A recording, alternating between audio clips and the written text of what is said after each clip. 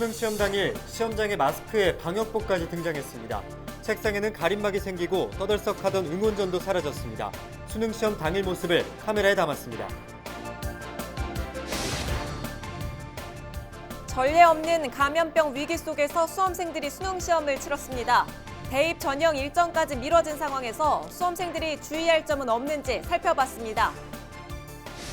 인천시가 자체 쓰레기 매립지 후보로 영흥도를 선정한 뒤 옹진 군수가 계획 철회를 요구하며 지난 1일부터 시청 앞 단식 농성 중인데요. 인천시는 주민협의체 구성을 요청한 상황입니다.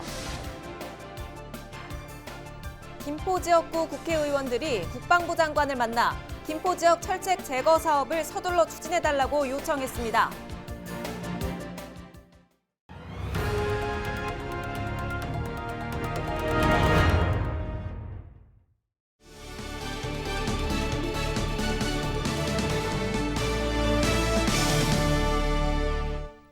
여러분 안녕하십니까? 헬로티비 경인 뉴스입니다. 감염병 여파로 2주 늦게 치른 올해 대학 수학 능력 시험이 드디어 끝났습니다. 시험장에는 마스크와 방역복이 등장했고 시험장 책상에는 가림막이 생겼습니다. 달라진 수능 당일 모습을 김진재 기자가 전해드립니다. 책상마다 가림막이 세워지고 수험생들은 모두 마스크를 착용한 채 긴장한 모습으로 시험을 기다립니다. 건물 입구에는 체온 측정기가 설치되고 고사장 복도에는 손소독제가 마련됐습니다. 예년에는 새벽부터 교문 앞에 나와 수험생을 응원하는 학교 후배들과 가족들을 볼 수 있었지만 올해는 감염병 예방을 위해 교문 앞 응원전도 사라졌습니다. 한 학생은 감염 예방을 위해 전신 방역복을 입고 수험장에 들어가기도 했습니다. 연초부터 이어진 신종 코로나 바이러스 감염증에 올해 수능 고사장 풍경을 바꿔놓은 겁니다. 교문 앞에서 수험생을 들여보낸 학부모들은 힘든 상황 속에서도 자녀가 준비한 대로 시험을 잘 치르고 나오길 기도했습니다. 그냥 아들 믿으니까는 잘할 거예요. 평소에도 열심히 했고 잘하고 올 거예요. 올해 인천시에서 수능에 응시한 학생은 모두 24,717명. 이 중 코로나 확진 판정을 받거나 자가격리에 들어간 학생은 인천의료원 등 별도로 마련된 고사장에서 시험을 치렀습니다. 특히 올해는 코로나19 확산 추이에 따라 수시로 원격 수업이 진행되다 보니 예년보다 수능 준비에 어려움이 있던 상황. 수험생들은 힘들었던 만큼 다 함께 무사히 수능 시험을 마치길 바랐습니다.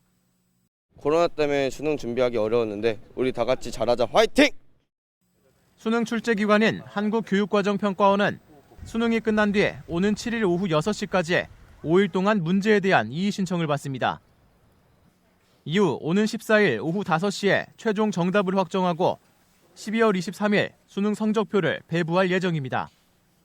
헬로티비 뉴스 김진재입니다. 바이러스와의 사투 속에 수능을 치르느라 수험생들의 긴장감은 그 어느 때보다 높았을 겁니다. 힘든 하루는 끝났지만 입시는 이제 시작입니다. 수능의 대입 전형 일정까지 모두 미뤄진 상황에서 대학 입학을 앞두는 수험생들이 주의할 점은 없는지 이세진 기자가 살펴봤습니다. 11월 9일이었던 수능은 결국 12월 3일 치러졌습니다. 12월 초면 받아볼 수 있었던 수능 성적표는 이달 23일에야 확인할 수 있습니다. 수시와 정시 모집 일정도 함께 미뤄졌습니다. 2주 늦게 시작한 수시 모집 전형은 이달 26일 끝납니다. 정시 모집 원서 접수는 12월 26일에서 1월 7일로 밀렸습니다. 개인 방역은 물론 바뀐 대입 전형까지 확인해야 하는 수험생들은 수능 이후에도 쉽게 마음을 놓을 수 없습니다.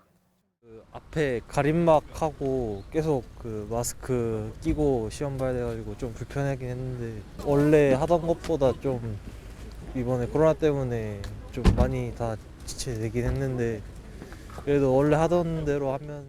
수험생들이 혼란을 겪지 않도록 교육당국은 대입에 관한 진로 진학 방식을 바꿨습니다. 코로나19 감염을 막기 위해 수시나 정시 모집 박람회는 온라인으로 진행합니다. 진학 상담 역시 온라인이나 전화로도 가능합니다. 다만 대학별 고사는 학교별로 응시 기준이나 방식이 다르기 때문에 개인이 미리 꼼꼼히 확인하는 게 중요합니다.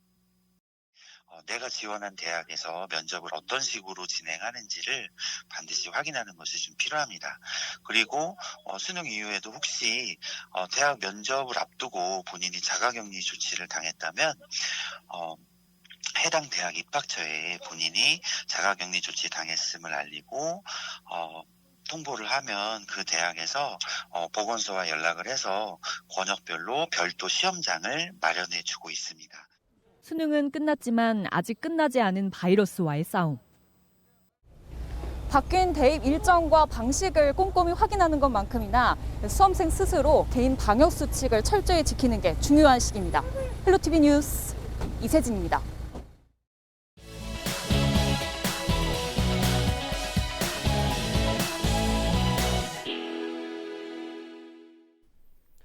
인천시가 자원 순환 정책을 추진하고 있습니다.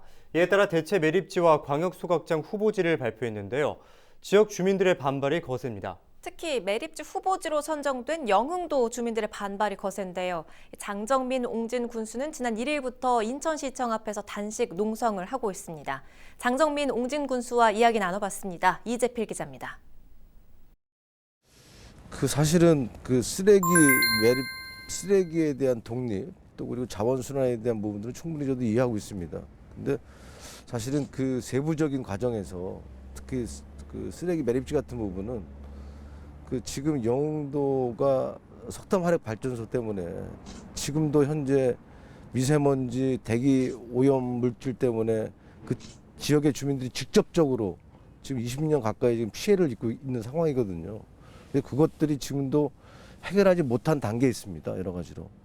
그런 단계에서 쓰레기 매립지까지 거기서 뭐 한다고 그러면 후보지가 된다고 그러면 이건 말도 안 되는 거죠. 그 지역의 주민에 대한 사형 선고고 또 영흥도를 죽음의 땅으로 이제 내보는 거라고 생각이 듭니다. 여러 가지로. 갑작스럽게 11월 30일 날 그런 주민협의체를 구성해달라는 제안을 얘기를 들었습니다. 근데 그 안에 보면은 구성원 중에 시의원이 2분, 또 군의원들이 2분, 또 지역 대표분이 4분, 또 전문가들이 4분인데 의회라던가 또 우리 지역 주민 대표들이 여기서 원천적으로 협의체를 구성하는 거를 원치 않고 오로지 철회를 빨리 해달라는 것도 요구가 있어가지고 저희들도 구성하기가 어렵다는 생각이 듭니다. 충분한 이 기초단체와 또 구군 간의 이렇게 협치와 소통도 필요하고 또 사회적 합의 또 타협 이런 수기 과정들이 충분히 거쳐야 되지 않나 생각이 듭니다. 여러 가지로. 지금 보면은 영흥도의 쓰레기 매립지 같은 경우는 지난 9월에 공모해서 영흥도에 있는 개인 법인이 신청을 해서 거기 지금 후보지로 지금 돼 있다고 발표한 상황인데 제가 볼 때는 이 과정과 절차에 문제가 많고요. 그리고 이런 소통과 협치의 부족들이 많지 않나 생각이 듭니다. 영흥도 쓰레기 매립지를 조속히 철회를 해주시고 그다음에 나중에 저희가 우리 옹진군이 이거 관련돼서 우리가 또 큰 이 쓰레기 자원에 대한 전환들이 또 필요한 시기니까 저희도 한번 공론화위원회 또 입지선정위원회 같은 걸 지역에 저희가 옹진군에 좀 마련해서 충분한 이런 것들을 좀 주민들과 충분히 논의한 다음에 답을 드리는 게 맞지 않나 생각이 듭니다.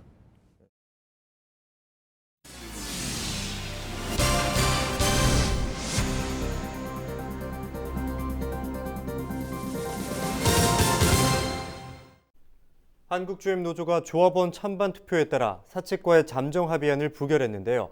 사측과의 재교섭에 나서기로 했습니다. 한국주임노조는 지난 2일 교섭 대표단 회의 등을 열고 재교섭 등 투쟁 지침을 마련했다고 밝혔는데요. 노조는 사측에 재교섭을 요청하는 한편 성실한 교섭을 촉구하는 출근 투쟁을 벌이기로 했습니다. 단 잔업과 특근 거부는 유보하기로 했습니다. 한편 한국주임노사는 지난 11월 25일 임금단체 협상 잠정 합의안을 도출한 바 있습니다. 노조는 11월 30일부터 12월 1일까지 합의안에 대한 조합원 찬반 투표를 진행했고 반대 53.8%로 합의안을 부결했습니다. 김포 지역구 국회의원들이 국방부 장관을 만나 김포 지역 철책 제거 사업을 서둘러 추진해달라고 요청했습니다.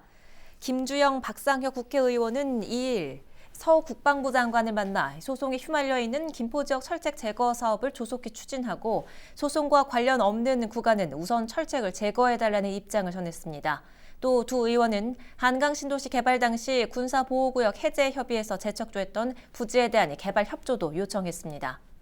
국방부는 소송과 관련 없는 일산대교에서 전유리포구까지 8.1km 구간과 안암도 유수지에서 초지대교까지 5.8km 구간의 경우 우선 철책 제거가 가능할지 검토하고 있습니다.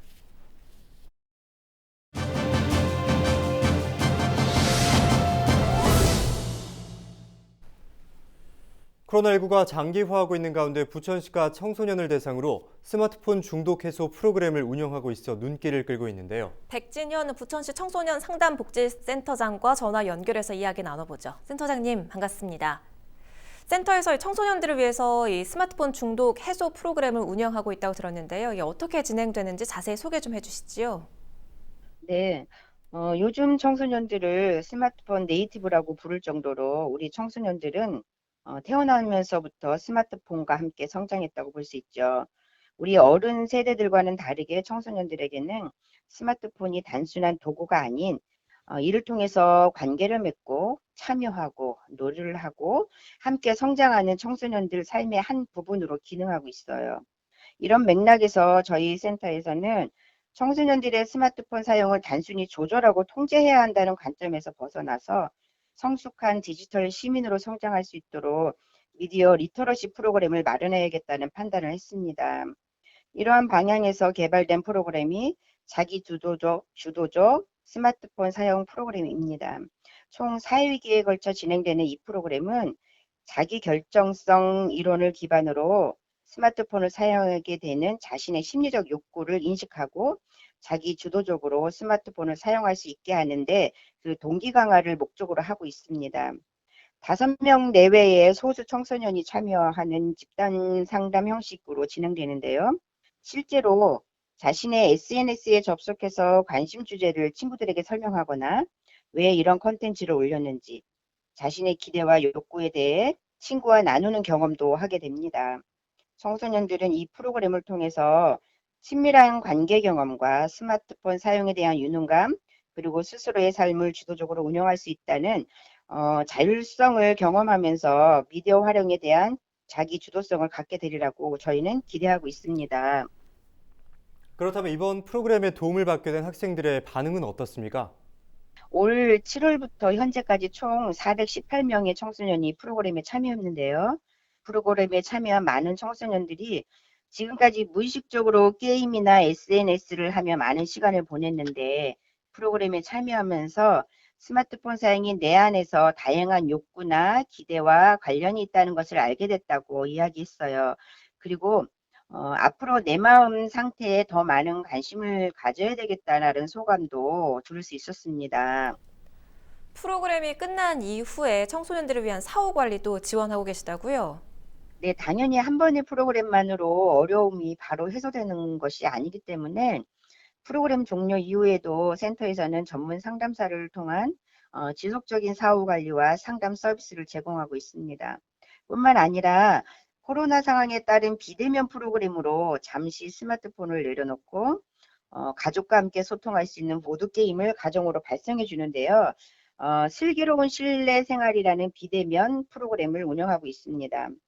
혹시 신청이나 자세한 내용이 궁금하시면 부천시 청소년 상담복지센터 홈페이지나 전화 032-325-3002번으로 신청해 주시면 친절히 안내하도록 하겠습니다. 네, 스마트폰 중독 해소 프로그램 운영과 관련해서 이야기 나눠봤습니다. 오늘 말씀 고맙습니다. 지금까지 백진현 복지센터장이었습니다.